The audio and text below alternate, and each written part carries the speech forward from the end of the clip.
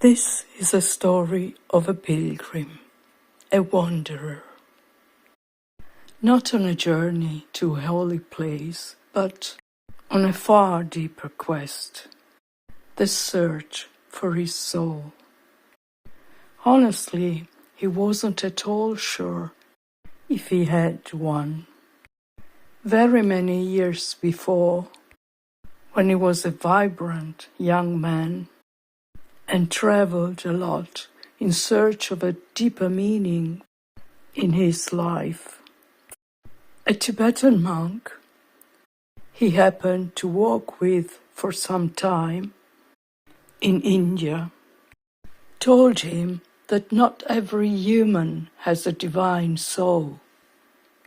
This affirmation struck him immensely. For a long time he wondered, why did he tell him something so devastating? But slowly, as time went by, he began to realize that such a revelation was indeed a precious gift, as he didn't take for granted something so special and important. On his journey, he walked through many landscapes.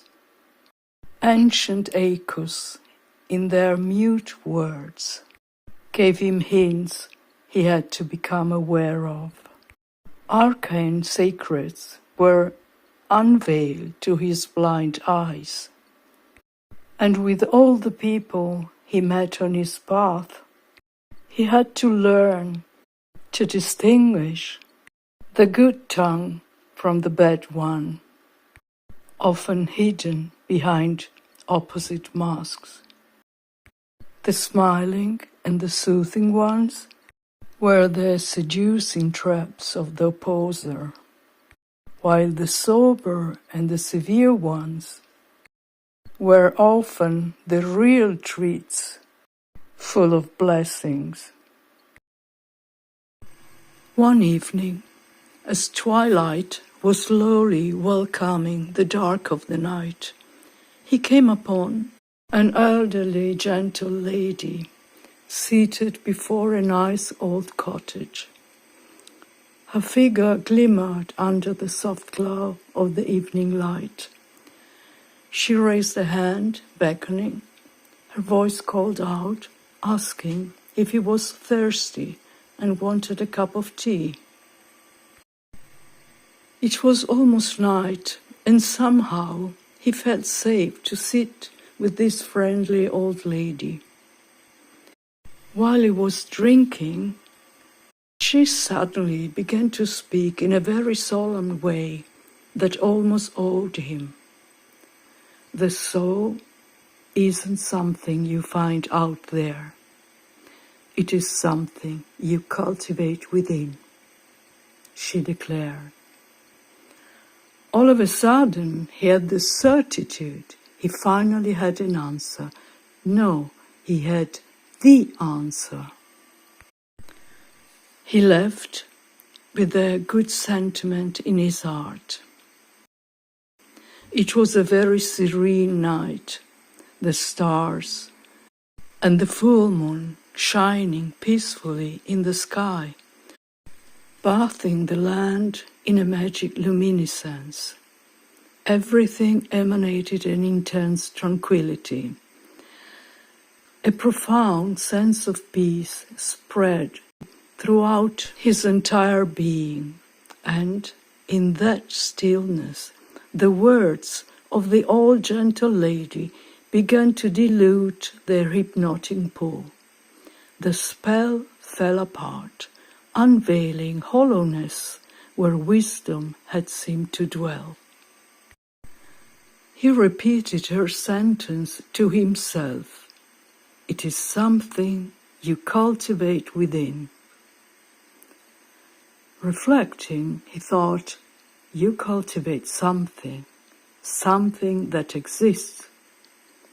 But I don't know that something. I don't know if I have that something.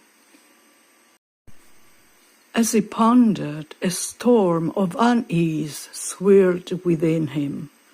Doubt turned to dread, then anger. The realization struck like a lightning bolt.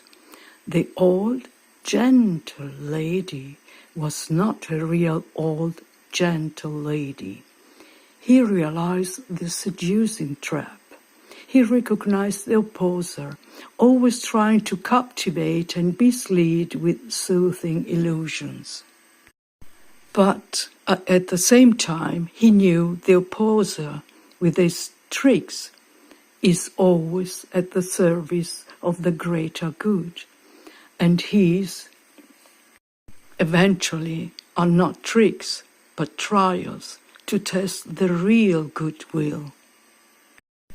All at once, a sudden insight, clear and sharp, flared within him.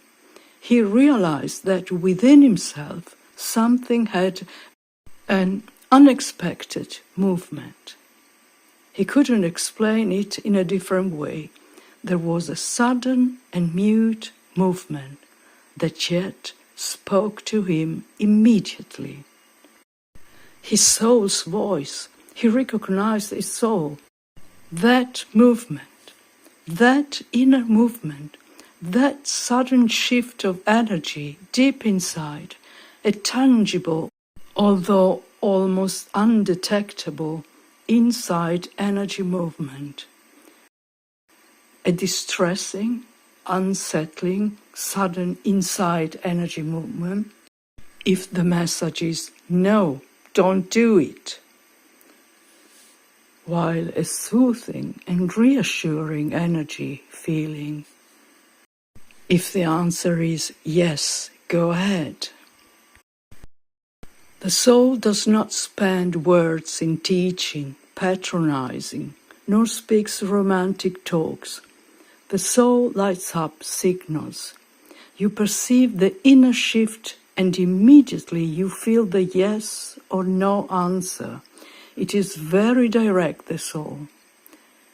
When you grasp how it works, you instantly know.